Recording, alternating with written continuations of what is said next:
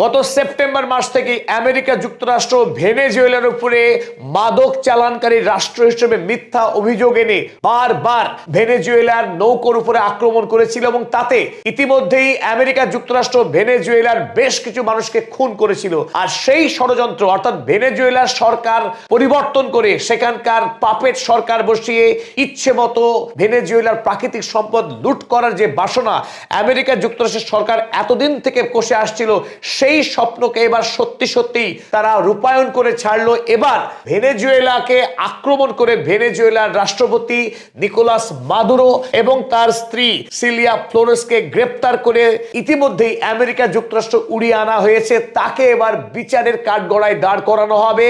যেভাবে বিচারের নামে প্রহসন করে সাদ্দাম হুসাইনকে খুন করা হয়েছিল, ঠিক যে কায়দায় মুয়াম্মার গাদ্দাফিকে খুন করিয়েছিল আমেরিকা যুক্তরাষ্ট্র সেখানকার মানুষদের দিয়ে, ঠিক সেই কায়দায় আরো একটি দেশের সরকারকে এবার আমেরিকা যুক্তরাষ্ট্র হামলা করে সেই সরকারকে ঘুরিয়ে দিল।